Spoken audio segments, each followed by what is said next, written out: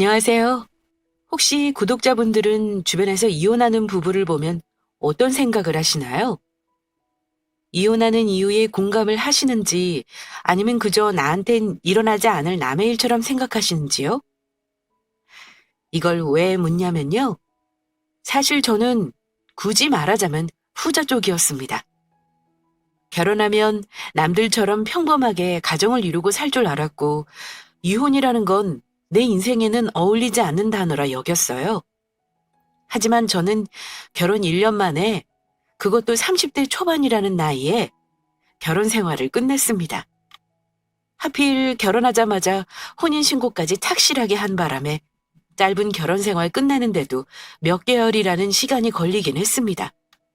어쨌든 지금은 모든 게 정리된 상황이고요. 남편과는 그냥 결혼 생활 시작 동시에 사이가 틀어진 것 같아요. 이혼 사연은 시댁에만 잘하는 모질이 남편놈 때문이었습니다.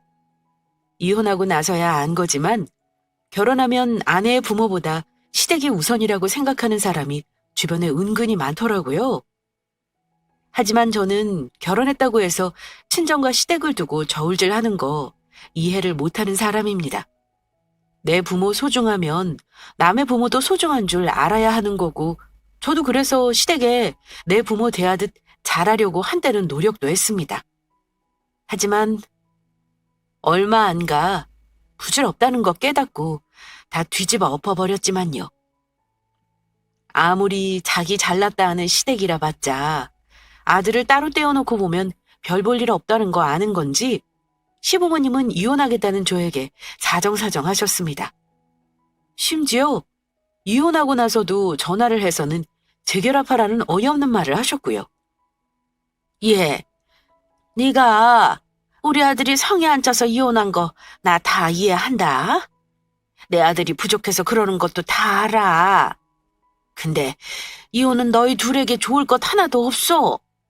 이혼하고 나서 이놈이 어찌나 하는 일마다 꼬이는지 아무래도 점쟁이 말대로 너 놓치면 평생 호라비로 늙어 죽을 것 같지 뭐니. 요즘은 재결합도 많이들 한다더라. 네가 이혼 다시 무르고 우리 아들하고 산다고 하면 그 아파트 네 명의로 해주마. 다시 생각 좀 해볼래? 이러신다고 제가 마음 돌리지 않을 거라는 거 아시잖아요.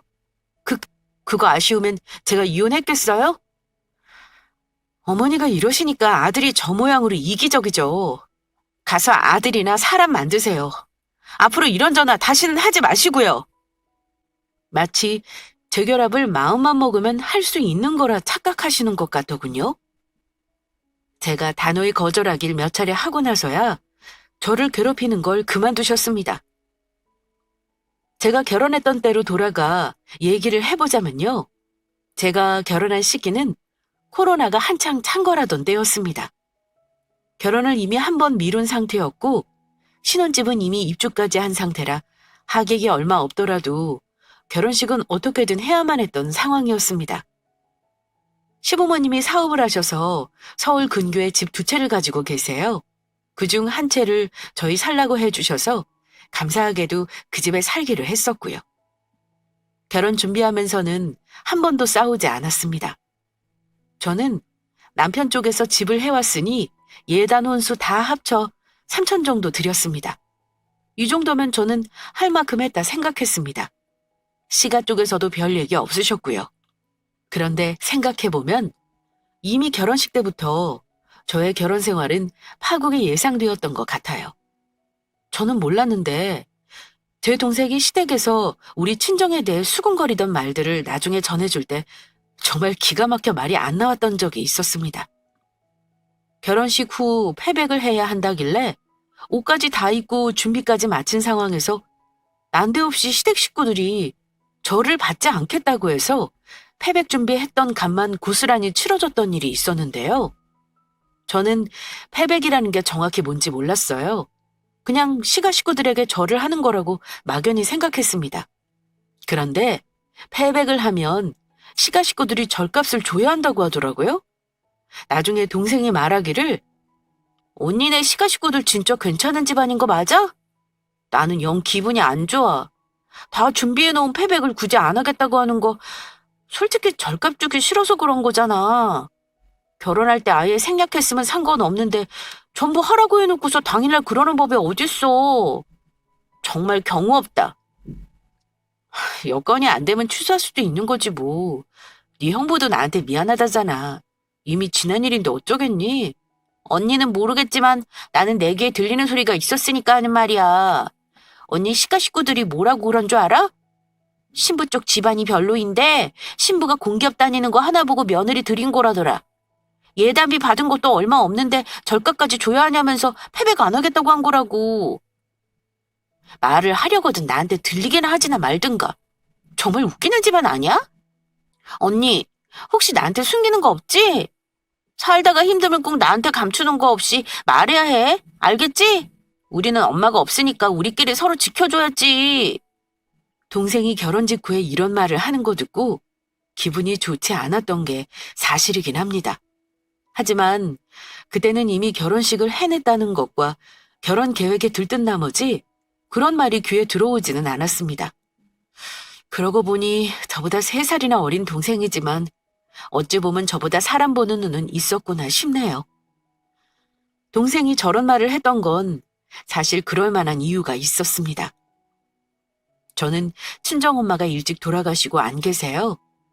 아빠는 재혼도 안 하시고 이제껏 저와 제 동생 뒷바라지를 해주셨고요. 친정이 아주 잘 살지는 않습니다.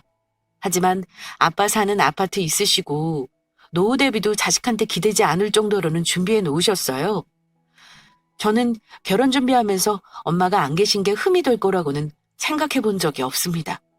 상견례 때도 예비 시부모님이 그런 기색 전혀 없으셨고 오히려 아빠에게 엄마 없이 2딸 키우느라 애 많이 쓰셨다며 좋은 말씀만 하셨거든요.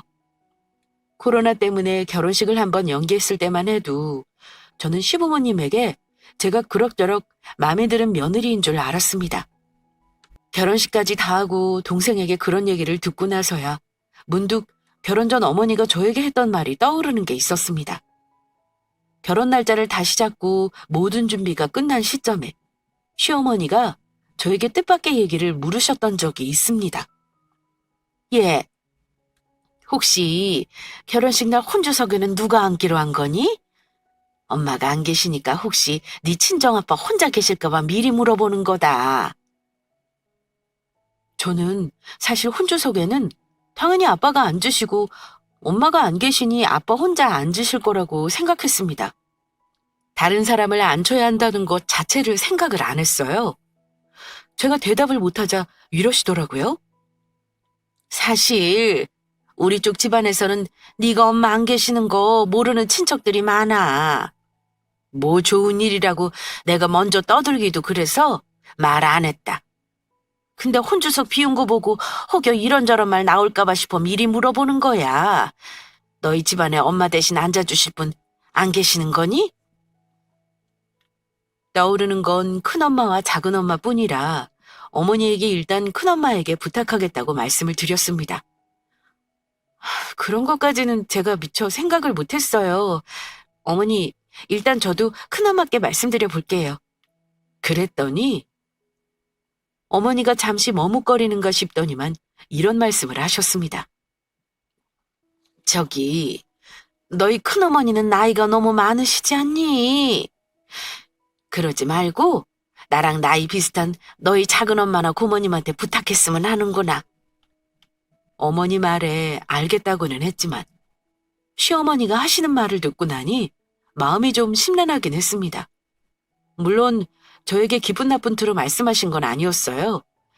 하지만 부모 중에 한 분이 안 계시다는 걸 은근히 신경 쓰고 계셨다는 거 알고 마음이 좋지는 않았습니다. 그래서 혼조석에는 작은 고모가 아빠와 앉아서 결혼식을 마쳤고요. 그런데 결혼식장에서 동생 귀에 시가 식구들의 수군거림이 들렸다고 하니까 더욱 속상했습니다. 속상하긴 했지만 그걸 따지기도 애매한 노릇이라 남편에게는 얘기하지 않고 넘어갔었고요. 그런데 대수롭지 않게 생각했던 그 작은 불씨가 결혼하고 나서 커질이라고는 미처 예상치 못했습니다. 결혼 전 남편은 혼자 계시는 아빠에게 아들 같은 사이가 되겠다고 큰소리 쳤던 사람입니다. 결혼 전 아빠가 아프신 적이 있었는데 진료 보러 갈 때 같이 병원에 모시고 간 적도 있고 저희 집에 가면 식사 차리는 것도 도와주고 같이 거실에 앉아서 이야기도 나누고 친정 아빠에게 나름 잘했습니다.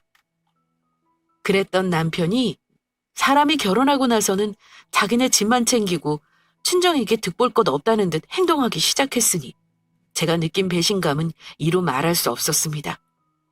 결혼 초기부터 남편과 자주만 싸우게 되는 일이 많았는데요. 그중 한 가지 이유가 제가 친정을 자기 집보다 유독 더 많이 챙기려 한다는 이유였습니다.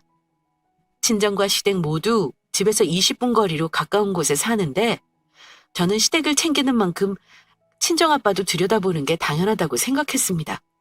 그렇다고 횟수 따져가며 시댁에 간 만큼 친정아빠에게도 가고 그랬던 건 아니에요.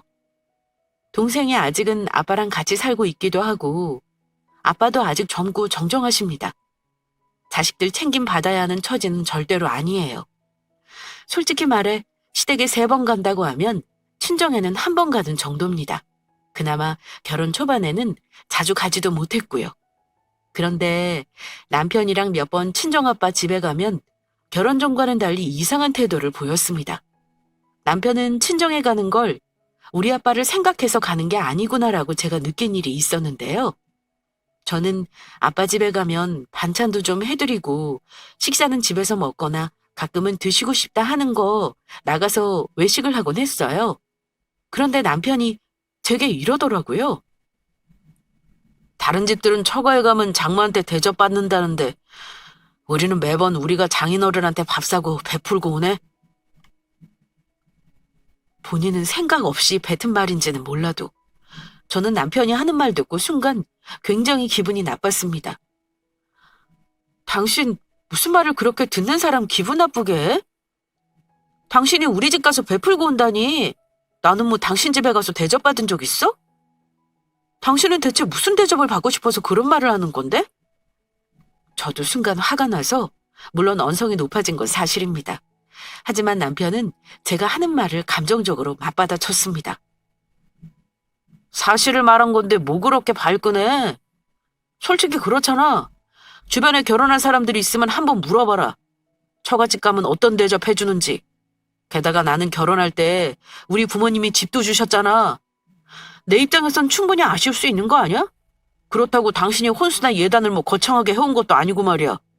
우리 부모님이 좋은 분들이니까 다 감수하시고 너 받아주신 거 정말 몰라? 뭐? 당신이 그런 생각하고 있는 줄은 정말 몰랐네.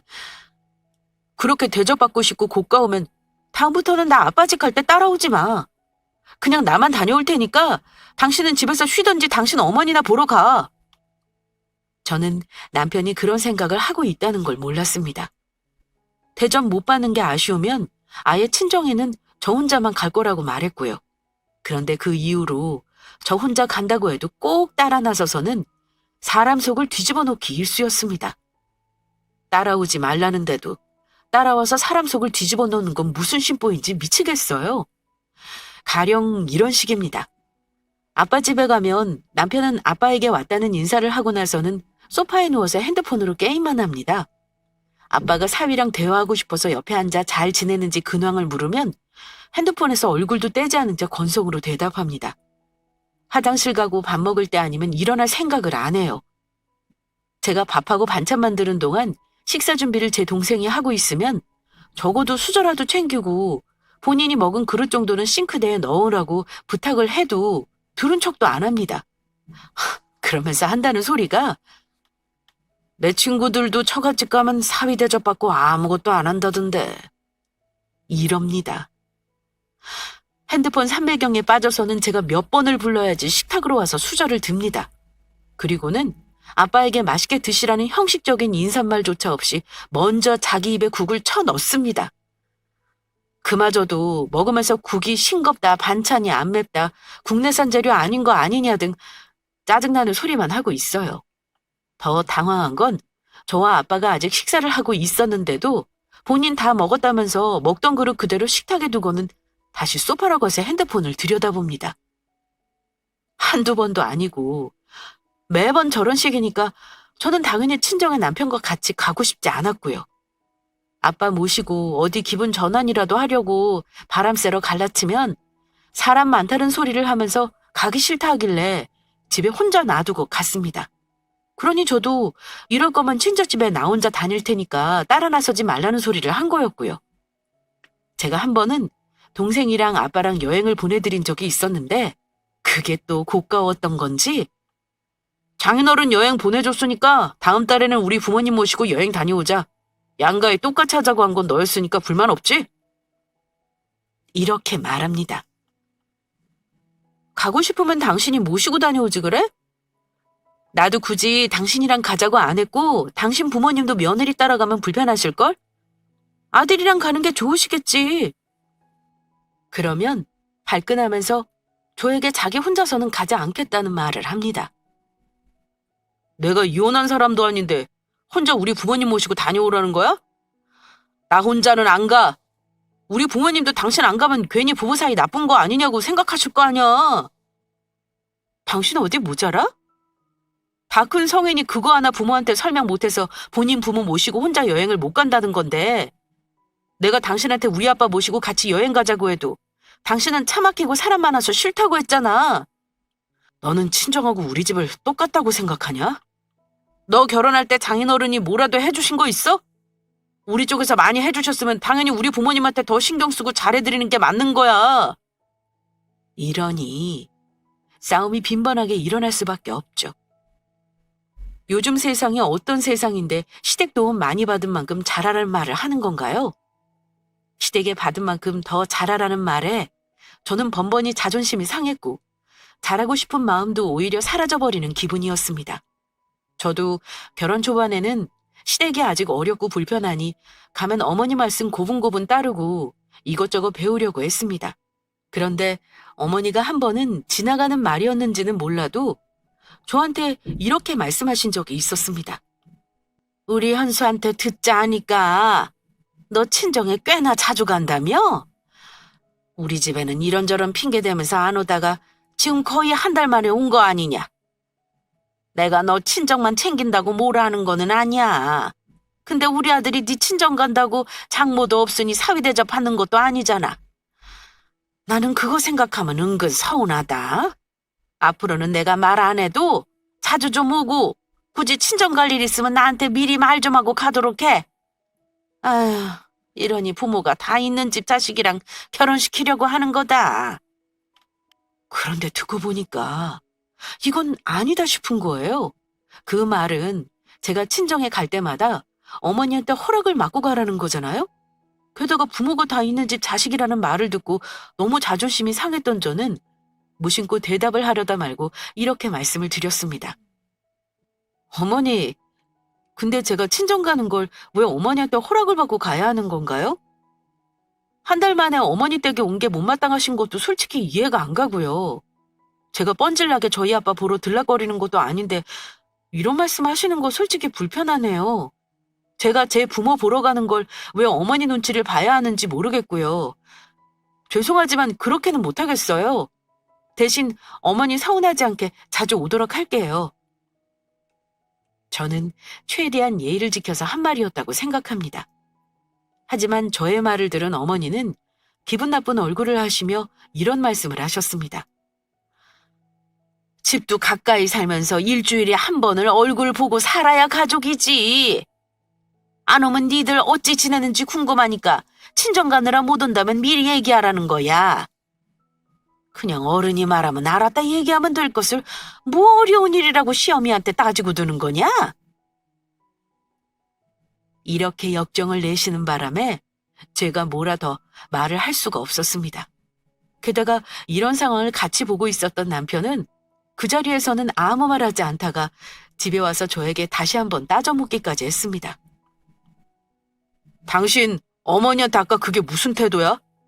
그냥 친정 갈 때는 친정 간다고 전화 한 통 드리는 게 뭐 대단한 일이라고 허락이네 뭐네 운운하면서 노인네한테 따지고 두냐 이 말이야.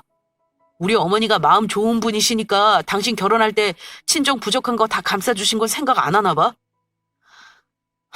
이런 걸 뭐라 그러는 줄 알아? 배은망덕이라고 하는 거야. 배은망덕. 솔직히 당신이 나 아니었으면 그런 조건에 결혼이나 할 수나 있었을 것 같아? 아마 빚잔치에서 시작했을걸? 본인이 혜택 받았다는 거 알면 알아서 잘할 것이지. 결혼해서 딱 네 아빠만 챙기는 게 보이는데 우리 엄마 입장에서는 며느리가 이쁘겠냐? 이렇게 말을 하는데 제 머릿속에 딱 떠오르는 단어가 있었습니다. 바로 종년이라는 단어 말입니다.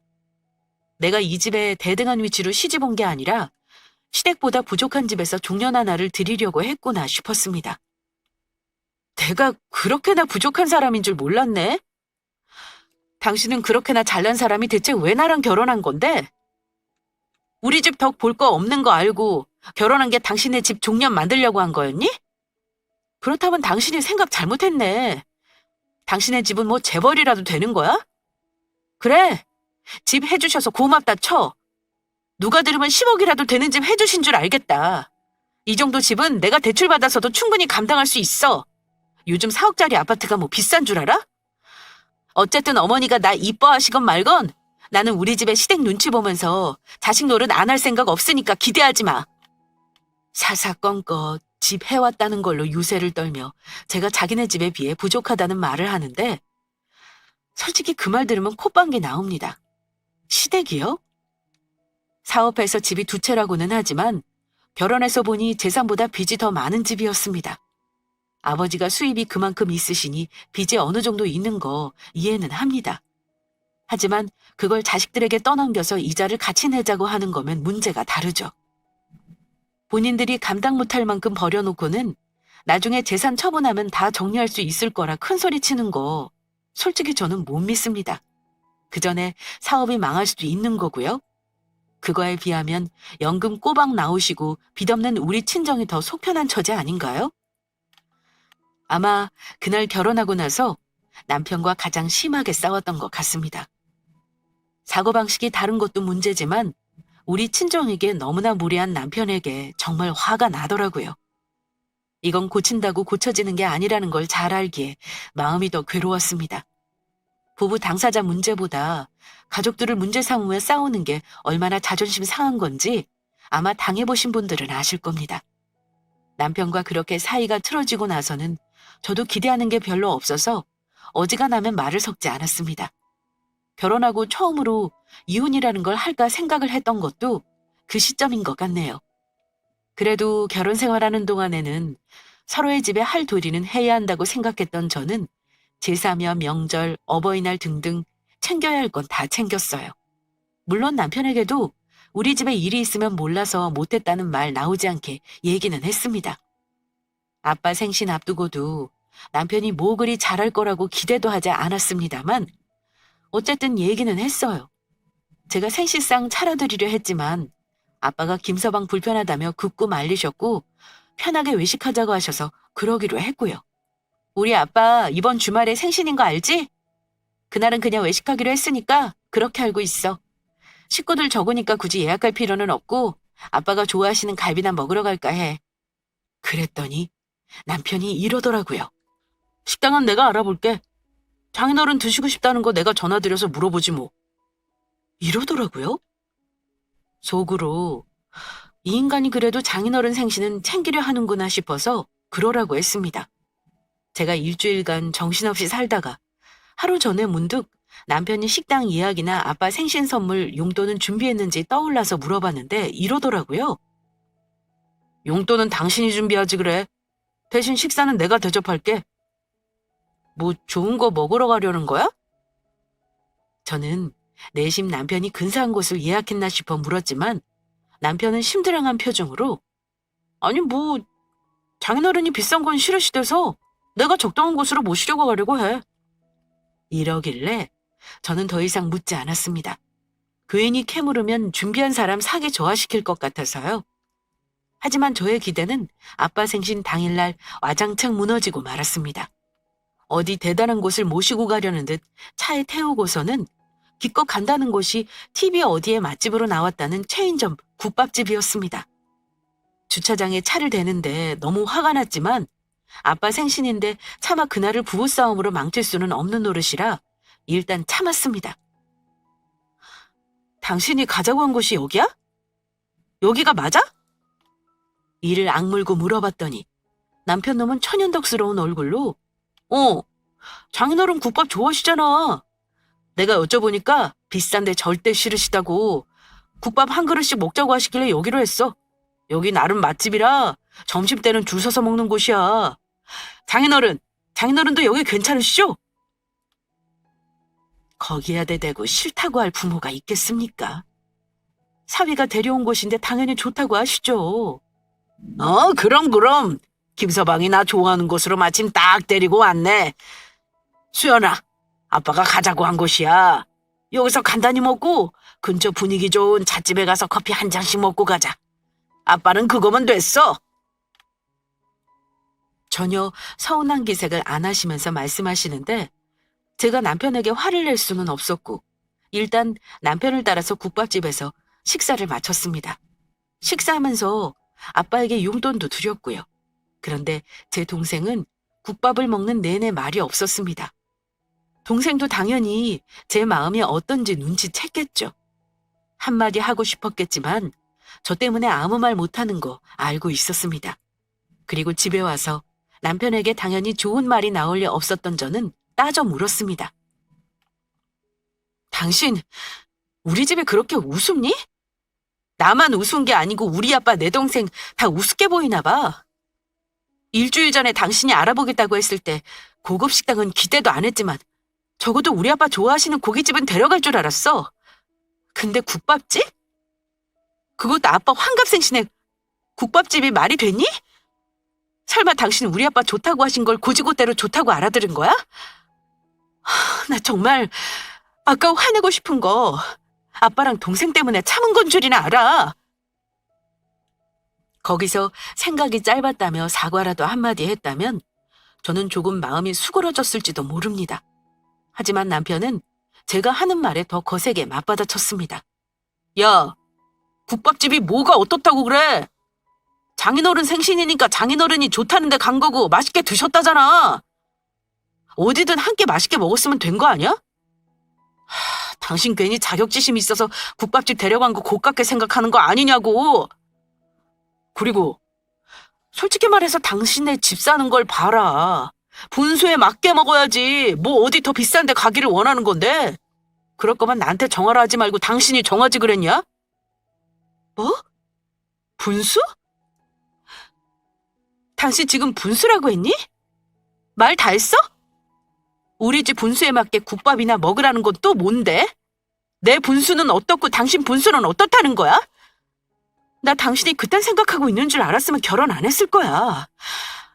이번 일로 당신이 어떤 사람인지 확실히 알겠네. 좋아. 앞으로 나도 당신이 하는 만큼 똑같이 할 거니까 그렇게 알아. 너네 집 분수라니요. 저는 너무 자존심이 상해 남편과 일주일이 넘게 냉전을 해가며 말도 섞지 않았습니다. 그전에는 내가 결혼을 아무래도 잘못한 게 아닌가 하는 혼돈 속에 있었다고 한다면 그 일을 계기로 저는 남편과의 이혼이라는 걸 구체적으로 고민하기 시작했습니다. 결혼한 기간이 짧고 아이도 없으니 이혼을 하려면 하루라도 빨리 하는 게 인생을 낭비하지 않는 길 같았습니다. 그 일 있고 나서 엄마 기일이 있었는데 남편이 가든지 말든지 일단 말은 해야 할 것 같아 납골당에 같이 갈 거냐 물은 적이 있었어요. 하지만 남편의 대답은 이랬습니다.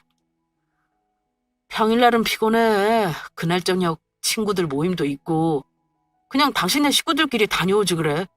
나는 다음번 명절에 갈게.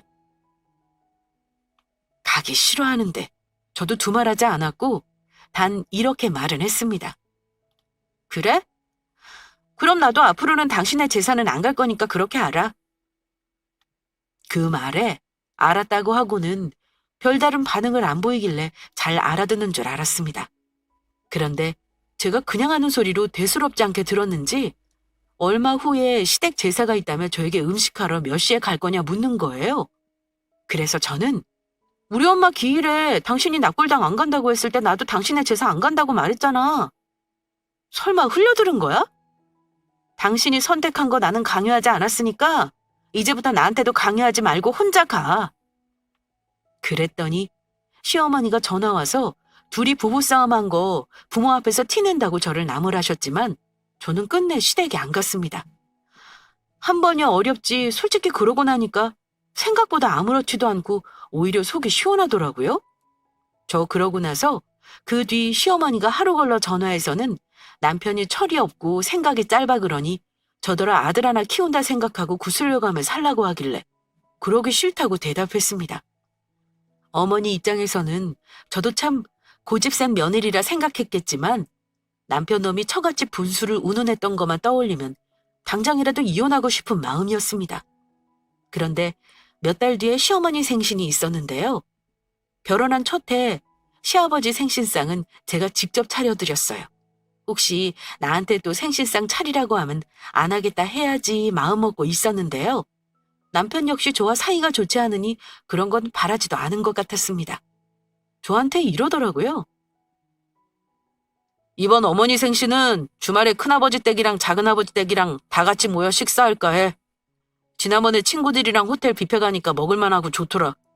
거기서 할 거니까 이번에는 당신이 예약만 해줘. 당신 쓰는 카드로 할인도 되더라고. 그 정도는 해줄 수 있지? 자기 엄마 생일은 사촌들까지 불러서 호텔 뷔페에서 하자는 말에 속으로 어이가 없었습니다. 게다가 저보고 카드 할인이 되니 예약을 하라니요. 그 호텔은 한 사람당 10만 원 떠나는 비싼 고급 뷔페였습니다. 가족들 다 오면 150만 원은 좋게 깨질 텐데 어머니 생신을 그렇게 호화로운 곳에서 하고 싶다고 하니 속마음은 당연히 예약을 해주고 싶지 않았습니다.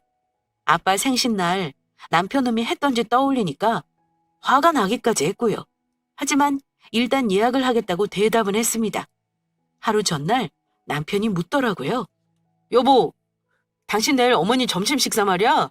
호텔 예약해놓은 거지? 내가 따로 확인 안 한다. 저도 아빠 생신 전날에 남편에게 좋은 식당 갈 건지 물었었는데 남편이 저에게 예약 확인을 하는 거 보면서 문득 친정아빠 생신 때가 떠오르더라고요. 그러자 예약했는지 묻는 남편 놈 주둥아리를 한 대 치고 싶은 충동이 들었지만 꼭 참았습니다. 당신이 말한 대로 인원대로 예약해놨어. 근데 어쩌지? 내가 내일 직장에 갑자기 일이 있어서 못 갈 것 같은데. 봐서 늦게라도 갈 테니까 당신의 식구들 먼저 가서 먹고 있을래? 야, 시어머니 생신인데 근무는 무슨... 다른 사람이랑 날짜 좀 바꿀 수 없어? 당신이 며느리인데 당연히 와야 할 거 아니야. 그러니까 늦게라도 갈 테니 일단 가 있으라고. 누구 뭐 그런 날 일하고 싶은 줄 알아? 어쨌든 많이는 늦지 않도록 해. 남편은 저를 무슨 자기 옆에 붙여놓은 액세서리쯤으로 아는가 봐요. 부부 사이가 좋지 않음에도 남들 앞에서는 부부 행세를 하고 싶었던 모양입니다. 하지만 저는 그 자리에 갈 생각이 처음부터 없었습니다. 그래서 직장에 급한 일이 생겼다고 거짓말을 한 거였습니다. 남편은 제가 늦게라도 온다고 생각했는지 먼저 시부모님을 모시고 호텔로 출발했고요. 그런데 예약 시간이 다 된 점심 무렵에 남편이 전화를 해서는 다급한 목소리로 저한테 묻더라고요. 여보, 우리 지금 호텔에 왔는데 당신 이름으로 예약한 사람이 없다는데? 내 이름도 확인하고 어머니 이름으로도 확인했는데 예약자가 없대. 대체 어떻게 된 거야? 당신 정확하게 예약한 거 맞아? 지금 식구들 다 도착해서 기다리고 있는데 나 진땀 나잖아. 여기 직원 바꿔줄 테니까 당신이 확인해봐. 남편이 호텔 직원을 바꾸겠다고 하길래 저는 직원 바꿀 필요 없다고 했습니다. 그럴 필요 없어. 직원이 뭘 알겠어? 애당초 내가 예약을 안 했으니까 말이야. 그랬더니 남편은 전화기 너머로 그 화가 느껴질 만큼 길길이 뛰며 화를 냈습니다. 뭐? 당신 대체 뭐하는 사람이야? 내가 일주일 전에 예약하라고 했고 어제도 다시 확인했잖아. 예약 못한 거면 나한테 솔직하게 말을 했어야지 왜 했다고 한 건데. 지금 어른들 다 기다리고 있는데 당신 이게 무슨 경우야? 무슨 경우라니? 나도 당신한테 분수 좀 가르쳐주려고 그랬다 왜? 당신의 식구들 말이야. 무슨 그런 고급 호텔에서 생일잔치를 하겠다 그래. 내가 호텔 옆 유명한 국밥집에 예약해놨으니까 거기 가서 분수에 맞게 생일잔치나 해. 뭐? 국밥집? 너 나한테 지금 복수하는 거야? 지난번에 장인어른 국밥집 모시고 간 거 앙시 품고 이런 거냐고? 참 치졸한 인간이네. 너는 이 집 며느리야. 며느리가 시어머니 생신은 국밥집에서 하겠다는 게 말이 된다 생각해? 대체 어쩔 거야? 어쩌긴. 호텔 말고 국밥집 가서 맛있게 드시지 그래? 아마 어머니도 만족하시지 않겠어? 그리고 치졸한 인간은 내가 아니라 당신이야. 너는 우리 집 사위 아니니? 사위라는 인간이 장인어른 생신에 성의 없이 국밥이나 말아먹자 그래? 나도 똑같이 해준 것뿐이야. 이제 내 기분 알겠니? 아무리 그래도 그렇지. 우리 엄마 생신에 국밥집이라니. 당신, 암튼 집에 가서 보자. 남편 놈은 제가 하는 말이 구구절절 맞으니 차마 대답을 더 못하더니 두고 보자는 말만 하고 전화를 끊었습니다. 식구들이 다 모여있고 상황이 난감하게 되었다는 거 예상이 갔지만 저는 속이 시원하기만 했습니다. 그렇게 남편 놈을 한 방 먹이니 속은 아주 시원하더군요. 뭐 그 다음에는 알아서 했겠죠. 예약해놓은 국밥집에 남편 전화번호를 가르쳐줬으니까 아마 예약 시간 넘기자 전화를 했을 겁니다. 결국은 그날 식구들과 함께 호텔역 국밥집에서 식사를 했다고 들었습니다. 시어머니에게 계속 전화가 왔지만 저는 전화를 받지 않았습니다. 무슨 말 할 건지 뻔한데 받아서 뭐 하겠어요? 남편은 그날 화가 잔뜩 난 채 집에 들어와서 방문까지 발로 차며 화를 냈습니다. 속이 시원하냐? 식구들 앞에서 나 망신 줘서 속이 시원하냐고! 당신 이렇게 앙심 품고 복수 꿈꾸는 여자였냐? 소름 끼친다 정말! 복수라니! 나는 그냥 당신이 한 그대로 돌려줬을 뿐이야. 지금 이러고 화내는 거 되게 웃긴 거 알아? 그럼 이제 알겠네. 당신이 우리 가족 우습게 한 것도 내가 당신처럼 화낼 일이었다는 거 말이야. 이기적인 줄만 알았더니 문까지 부수고 아주 가지가지한다. 두말할 거 없고 이혼해. 당신 같은 사람이랑 하루도 같이 싫으니까. 그래, 이혼하자는 거지? 좋아. 대신 이 집 내 거니까 너 당장 나가. 나가라고 하면 제가 무서워할 줄 알았나 봐요. 저는 듣던 중 반가운 소리라고 하고는 그대로 짐을 싸서 그 거지 같은 집구석을 나와버렸습니다. 친정으로 와서 이혼하겠다 말씀드렸고 며칠 후에는 집에서 제 짐을 용달로 빼왔어요. 남편 놈은 제가 이혼하자는 게 빈말인 줄 알았다가 짐까지 빼가자 그제야 현타가 왔는지 이혼을 못하겠다 어쩐다 헛소리를 하더군요. 하지만 제가 소송해서 정신적 피해 입은 거 위자료 묻겠다고 하니 마음 돌려먹더군요. 결국은 둘이 협의 이혼하기로 하고 깨끗하게 신변 정리했습니다. 이혼 합의서도 짐 빼고 나서 며칠 후 바로 법원에 접수했고요. 시어머니는 이혼 서류 접수하고 나서 제게 전화를 하셔서는 난리를 피우셨습니다. 그러면서 시어머니도 화가 나셨는지 감히 아들을 이혼남 만들었다며 저더러 버릇없고 가정교육 못 받았다는 말을 하시길래 사위라는 사람이 우리 집에 와서 어찌 행동했는지 다 알려드렸습니다. 어머니는 별일 아니라는 듯 받아들이시길래 그 이후로는 시댁에서 전화와도 아예 안 받았습니다. 그리고 숙려기간 한 달 후 우리 부부는 남남이 되었습니다. 늘 제가 자기네 집보다 못하다는 시기였으니 수준에 맞는 사람 잘 만나서 새장가 가라고 하고 그 인간하고는 끝냈네요. 이혼하고 나니 저는 너무 속이 편하더라고요. 정리하는 게 좀 귀찮고 번거로워 그렇지 마음 아픈 거 솔직히 하나도 없었습니다. 물론 아빠 속상해 해드렸다는 건 죄송하지만요. 이혼하고 나서 되돌아보니까 결혼할 때 시댁 식구들이 예단이 시원찮다며 패백을 안 받았던 거나 어머니가 은근히 저를 다른 가족들에게 내놓기 부끄러워하셨던 것들이 떠오르면서 왜 결혼하기 전에 몰랐는지 후회가 되더라고요. 다른 분들은 저처럼 이런 후회하시는 일 없도록 결혼 전에 시부모나 예비 남편이 내 가족이나 나를 존중하는지 반드시 확인하시기 바랍니다. 그래도 할 말 다 하고 헤어져서 속은 시원합니다.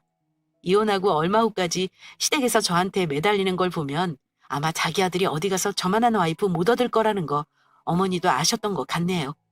이게 또 은근 통쾌하네요. 저는 당분간 결혼은 남의 얘기로 생각하고 살려고 합니다.